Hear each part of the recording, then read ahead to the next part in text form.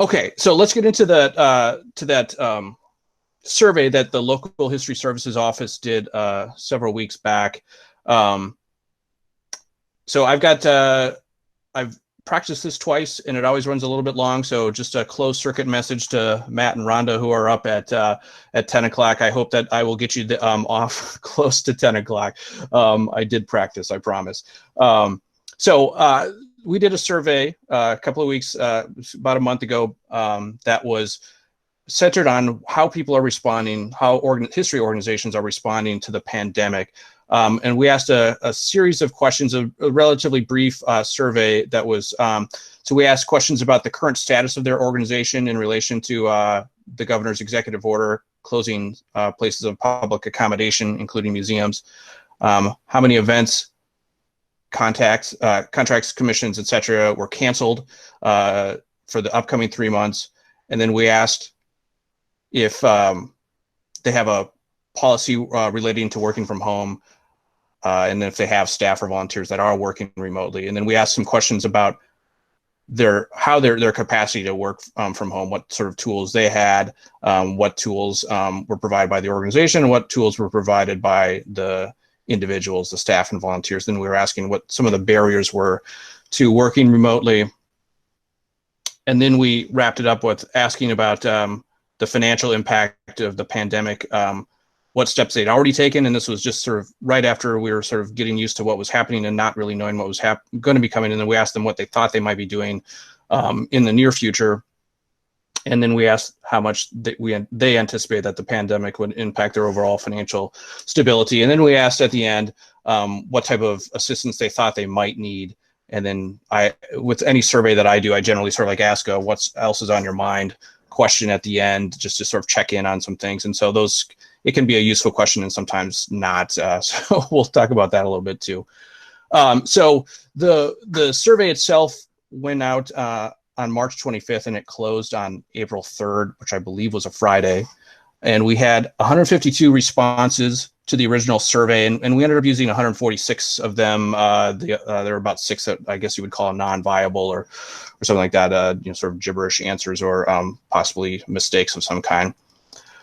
So we asked those questions that I just showed, but then in the responses that I'm going to show here in today's presentation are how the whole, all of the responses were essentially across the state. We will be able to break it down by the region that they were from and by their budget size. That won't be in today's presentation, but I hope to have a report out that I can share in the nearish future. So of all the responses, 12% had budgets of 0 to 5,000. 11.3% had budgets of 5,000 to 25,000. 12%, 50,000 to 99,999, or 100,000, I guess. 100,000 to 150,000 were 15.5%. My monitor. Let's see. 200,000 to 259,000 was 4.2%. 250,000 to 300,000 was 7.7%. 300,000 to 500,000 was 8.5% of responses. And 500,000 to a million was 6.3%. A million to 2.5 million was 5%. And those with budgets over 2.5 million was 0.7%. And then for the regions, these regions here that you can see on this map here, those are regions that we've sort of made up in local history services. These aren't sort of self-identified or things that are provided by the state, just ones that we've kind of used that are handy over the years. And so we continue to use it. It can be helpful for us. So the Northwest region here, which are you can hopefully see in the graphic here, are the counties in the Northwest part of the state. That was 6.3% of responses. The Northeast was 16.1%. The West was 10.5%. Central 4.2%. The Minnesota River Valley was 11.2%. Southwest was 7%. Southeast was 20.3%, and the Metro was, I don't have that in my notes, so I can't read it here, 24.5%. So that was the way that the responses broke down by essentially demographically. So the first set of questions we asked is, what is the current status of your organization in relation to Governor Walz's March 16th, executive order directing museums, directing places of public accommodation, including museums, to close to the public. Check all that apply so they could select other ones. And then how many events, contracts, commissions, etc. do have, oh, that got all garbled. I did practice and I didn't notice this. So anyway, that question is asking how many events did they cancel over the upcoming 3 months. And here is how they answered across the state. So all operations are shut down, 21.9%. Physical spaces closed to the public, but offering content and programming online, 39.0% were doing that. Physical spaces closed to the public, but collections management and other projects happening inside museum spaces is 50%. And then other was 21.1%. And then asking if they've canceled events. 1.4% of the responses said that they do not hold events in their organization, so that wasn't an issue. 9.6% said that they did not have any currently scheduled for the next 3 months, so there was nothing to cancel. And 28.8% canceled less than 5, 32.9% canceled 5 to 10, 18.5% canceled 21 to 30, and 4.1% canceled 31 or more.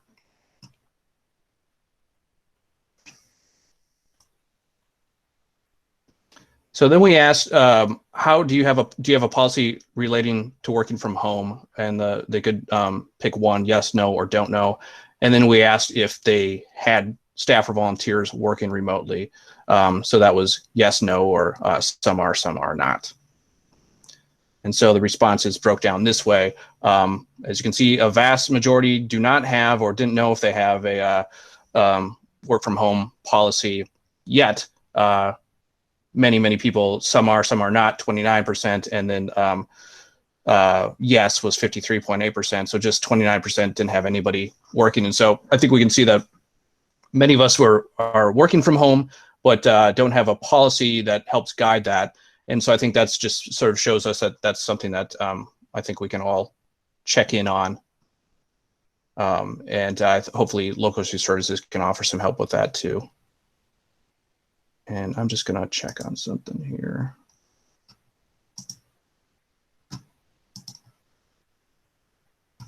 Okay. I just didn't have the chat feature up in the window, so I just wanted to briefly check in on that.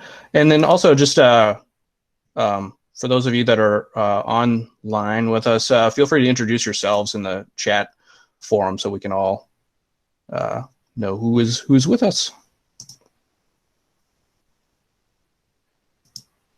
Okay, all right, I'm back in the swing here. All right, so the next questions were, what tools does the organization provide to work remotely and to check all that apply? And then we asked on the flip side, what tools do you personally, the person filling it out, provide to work remotely, check all that apply? And so we had the same set of responses, laptop or personal computer, cell phone or mobile device with a data plan, desk, chair, and other equipment, internet access, none of the above, and other. And so we can see and compare how they answered here. I'm just going to take a drink of water.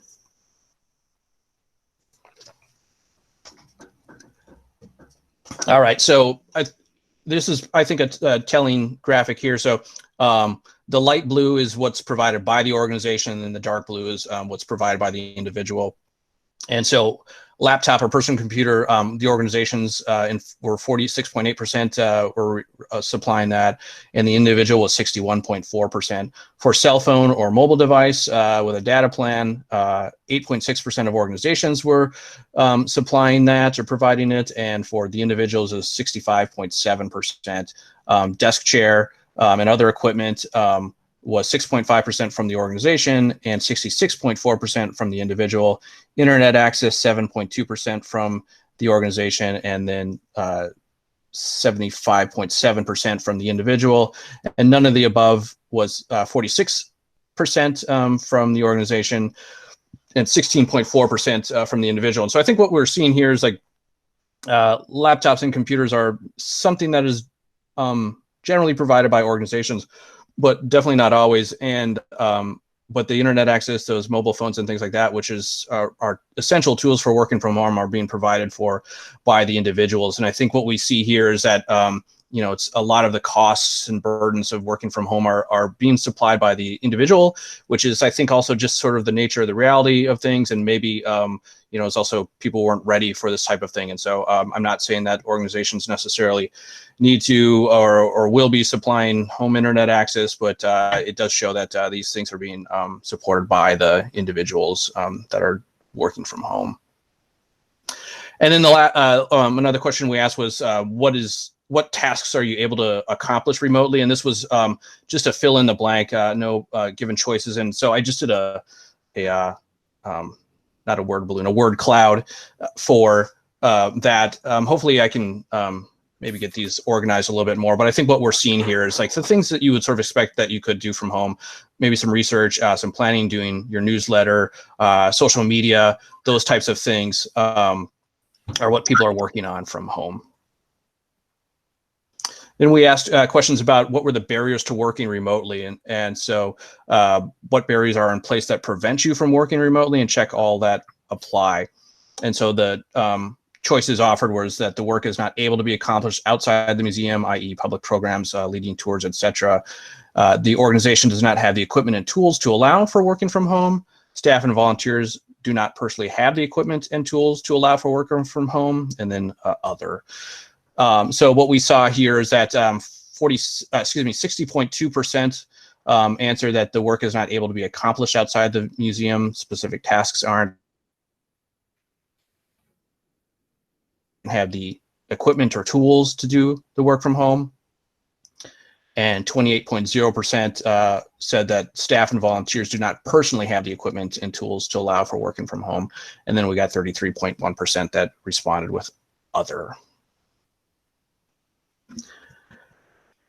We asked what steps they were taking to respond to address their financial stability because of the pandemic. And then we also asked the same question of what they thought they might be doing in the future to address their financial stability. And so we offered the same choices: canceling events, postponing events, increasing online presence, refunding tickets and fees, reduce salaries, reduce staff, reduce travel, used financial reserves, and then other.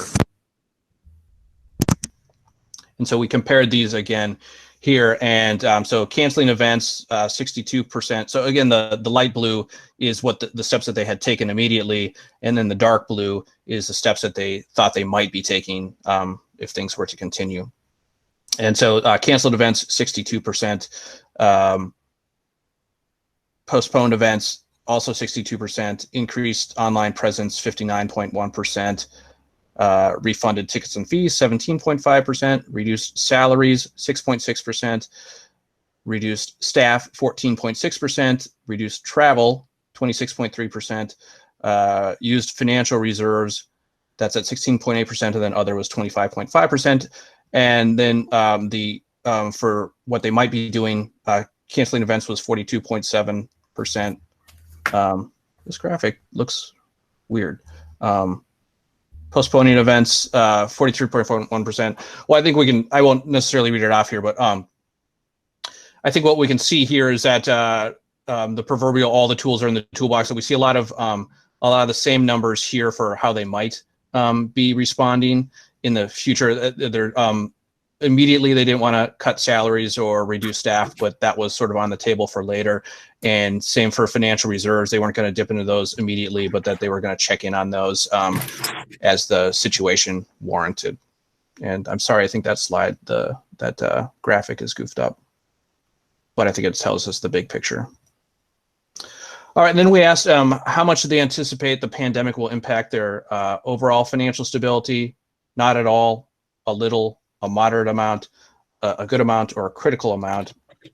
And this is how they responded to that. Not at all was 6.2%, a little 22.6%, moderate 32.9%, a good amount 24.7%, and a critical amount 13.7%. So if you're an optimist, you might say that over 50% said that a moderate amount or less. If you're like me and you are Chicken Little panicking about the sky falling, you'll see that nearly 75% said that a moderate amount or more was how much this was going to impact their financial stability. And then we asked what resource they would most like to access to navigate the impact of the pandemic on the organization. And in this case, we asked them to pick one here. We recognize that all of these things would be useful, but we thought they would probably just pick all of them because I think we all want access to a lot of resources and tools to help navigate these things. So we asked them just to pick one, the most important, just to sort of like help us identify a little bit about where resources might be directed. So direct financial support from public funds, direct financial support from foundations and private donors, low or 0% forgivable loans, technical expertise and advice, and other. And I think this is one of those things where I wish I'd maybe come up with some better choices. This low or 0% forgivable loans probably is, as we see with the Paycheck Protection Program, is support from public funds. But I think when I was putting the survey together, the first stimulus package was, I think, just being discussed and maybe wasn't even online yet. It's hard to remember timing during these work from home days. So here were the responses. Direct financial support from public funds was 33.3%. Support from foundations and private donors was 34.1%. So essentially the same. Low or 0% forgivable loans, and again, that probably could be lumped in here with this, was 5.9%. Technical expertise and advice, similar to the workshop that's going on right now, that was 16.3%, and then 10.4% responded with other. Okay, and then the last question that we asked was what else is on your mind? And this was a real wide variety of things, and some responses were not even related to the pandemic, but just sort of other things. But I think we can sort of see, there's a lot of responses about finances, about the future, funding, the pandemic. And so that's, I think, we've all got a lot on our mind here, and there's a lot of anxiety around this. And so I think we all kind of understand that. All right, so what's next with this? I do plan to put together a report about this that will be widely shared, and then also to break down the responses by region and budget size, because I think those will be telling as well. I think organizations with smaller budgets will be responding differently, and I think also places in the metro area and maybe other parts of the state might be responding differently as well. And then last, I'd like to do a similar survey, maybe tweak the questions a little bit, but also keep them largely the same, just to sort of see how folks are doing, and maybe even to sort of check in on those questions about what we thought we might be doing, if those sort of like are bearing true or not. So that's the survey. Thanks for listening to the presentation. I realize it was kind of a lot of